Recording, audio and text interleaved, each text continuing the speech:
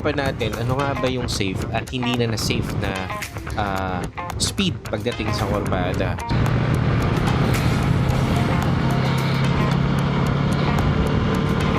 Ang sarap bumangking dito sa NX 500. Yagis.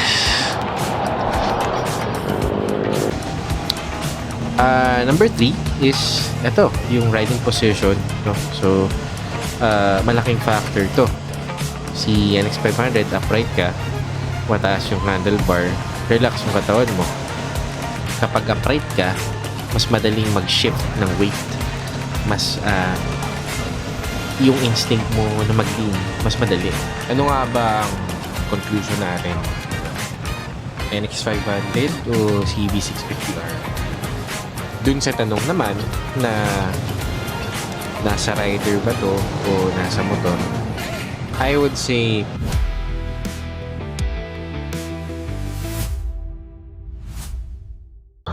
hi peeps! Ngayong araw ay pupunta tayo sa Marilaki at dadalhin natin tong Honda NX 500.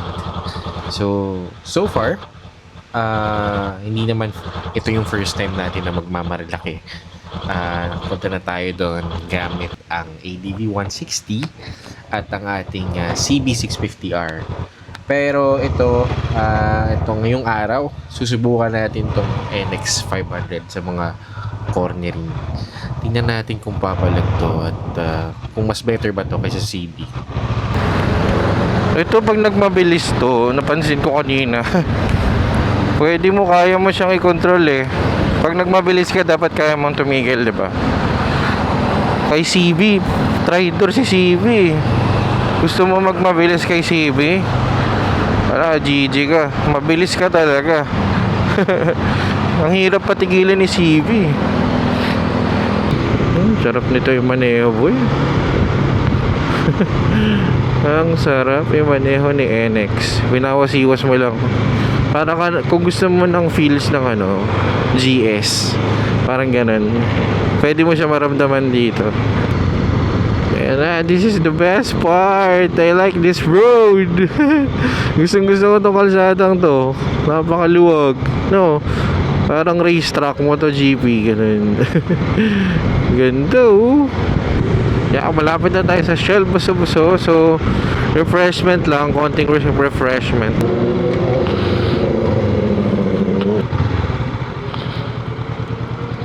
Yeah. Yes, welcome to Shell Buso-Buso. 35.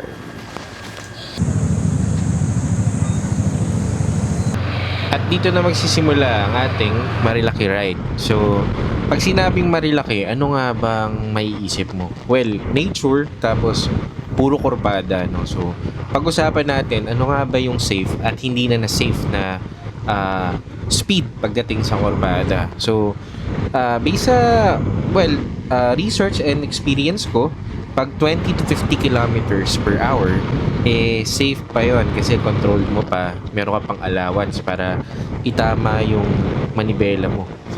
Kapag naman 50 to 80 kilometers per hour, yun yung sakto lang, confident ka na nun, pero kailangan mo na talaga yung focus. And yung delikado na at high risk pagdating sa public road is yung 80 kilometers pataas na speed. Kasi maliit na lang yung margin natin na itama yung manibela natin.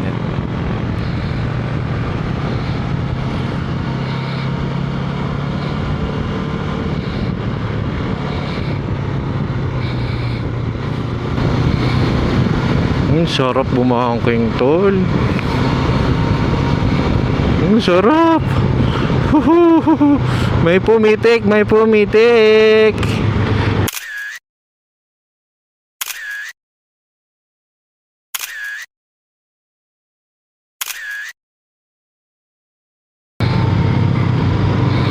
Ang sarap bumangking dito sa NX 500. Well, hindi naman ako nag-banking talaga na nag-lean, pero yung dire-diretso ka sa curbs na medyo may bilis, kay CB kasi takot ako kasi ang lakas talaga ni CB kasi hindi ko pa siya gamay. So baka mag-overshoot ka, di ba? Ito, may power siya, pero malakas yung engine brake niya eh. Hindi ko alam, nasa timpla siya ng makina eh. Ito, ano na to? Devil's Corner na to. Marilaki.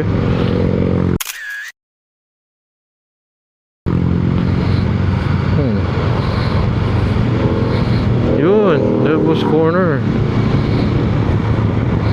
Yan na, mano ka na.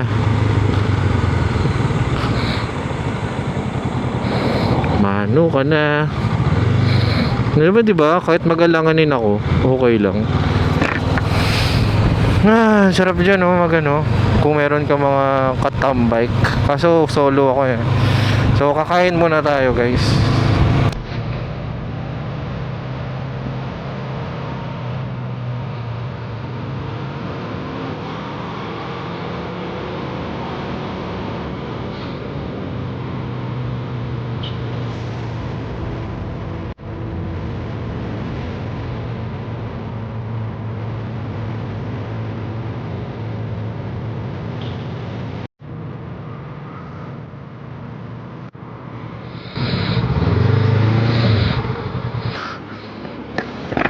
Morning po.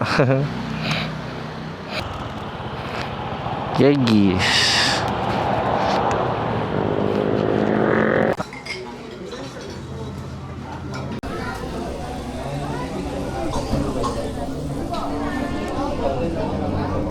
So yun, peeps. Tapos na tayo kumain dito sa Yeis, no? So, yun na yung quick ride natin.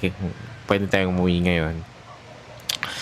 Pero as we go home, pag-usapan natin tong motor na to. Kanina, tuwang-tuwa talaga ako dito dahil ang sarap niyang ikurbada.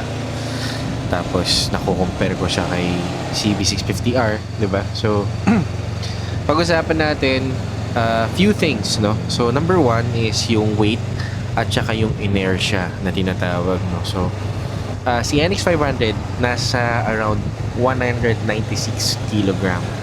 Samantalang si CB650R naman is nasa around 203 kilograms yung bigat niya, no? So, hindi sobrang laki ng difference, pero ramdam mo mas magaan yung NX500, no? Mas magaan to. So, mababa yung inertia niya. So, ibig sabihin, mas konti yung effort para i-lean siya. Kaya mas natural siya na mag-tip in sa mga kurbada.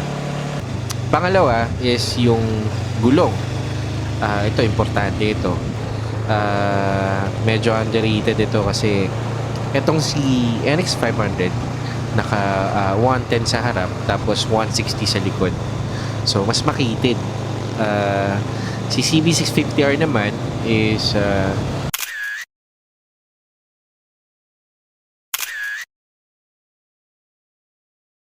120 sa harap at 180 sa likod.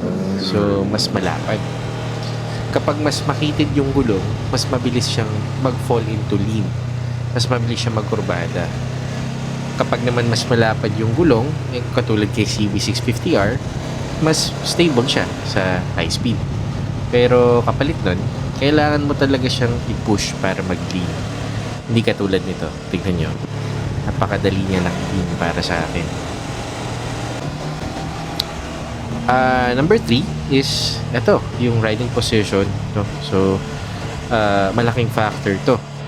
Si NX500, upright ka, mataas yung handlebar, relax yung katawan mo. CB650R naman, CB650R, medyo forward lean, mas sporty, mas nakaload yung sa harap. Kapag upright ka, mas madaling mag-shift ng weight. Mas, yung instinct mo na mag-lean, mas madali. Kay CB naman, kailangan mong mas intentional na gawin yung body input mo para ipasok siya sa kurbada. Number 4 is yung center of gravity. Pati yung pakiramdam, no? Si NX500, medyo mataas siya. Pero balance eh. Kaya parang magaan siya habang gumagalaw. Si CB650R naman, inline 4 engine, mas dense. Mas solid yung pakiramdam. So, ang resulta, si NX500 mas gusto niya mag-lean. Habang si CB650R naman, parang kailangan ko siya utusan mag-lean. So, ganun. And then, number 5 is yung geometry nila. So, halos pareho sila ng wheelbase na around 1.4 no, millimeters. Pero magkaiba sila ng design. Tsaka you could say philosophy nila. Si NX500 ginawa for versatility tsaka easy handling. Eto, speaking of performance, nakita nyo ba yun, guys? Nakita nyo ba yun? Di natin pala kailangan ng motor para mag-lean ng ganun eh. Di ba? Ang galing niya, di ba? So, yun. Ito talaga yung sinasabi ko. Kaya, ito si NX500, pakiramdam mo, playful siya. Tapos si CB naman, speed talaga. No? So, ayun. Pero ito yung real talk. No? Hindi ibig sabihin na mas magaling sa cornering itong si NX500. Mas madali lang, mas ito na yung gugustuhin natin or feeling ko gugustuhin ko. Mas madali lang talaga siyang i-lean. Na totoo lang. Si CB650R naman, mas capable pa sa aggressive cornering. Mas malapad yung gulong, mas kapit, mas powerful. Tapos yun, itong si NX I would say, medyo pang beginner friendly siya. Mas confident no, gamitin. So yun, so ano nga ba ang conclusion natin? Diba? NX500 o CB650R? Well, nasa sa inyo na yun. Dun sa tanong naman na nasa rider ba to o nasa motor, I would say 50-50. No? So, meron talagang mga purpose ang bawat motor. Ang isang motor ay dinisenyo sa isang specific purpose. Although pwede mo siyang gamitin sa maraming bagay, pero meron talaga siyang purpose. At katulad nito, NX500 is leaning towards adventure at si CB naman is leaning towards sports naked. So magkaiba talaga sila ng purpose. Pero yun, to answer the question, I would say 50-50. Nasa motor talaga at nasa skill din na kung sino man yung nagmamaneho ng motor. So, ayun. Kung papipiliin ako kung NX500 or CB, why not both, diba? Ba't kailangan ko mamili? Baka pwede namang dalawa yung piliin ko. So, but anyways, I hope you got the point, peeps. Yun yung vlog natin for today. Sila at ng mga umabot sa part sa video na to. Maraming salamat guys for joining me ngayon sa ride natin sa Marilake, no? So, ayun, stoplight muna, pahinga. Ang sobrang init ngayon. So, lilim muna tayo dito, buti may puno. Maraming salamat guys sa mga nakaabot dito sa part na to. Kung hindi pa kayo nakasubscribe at nagustuhan nyo yung mga ganitong content natin, well, please subscribe and support the channel. Like nyo na rin at kung nisipag nyo, share nyo na rin siguro. So, ayun. Salamat for watching. So, that would be our vlog for today. Ingat palagi guys. Ride safe everyone. Yun lang. Benok is out. Papahinga na tayo. Thank you. Thank you everyone for watching. Bye-bye.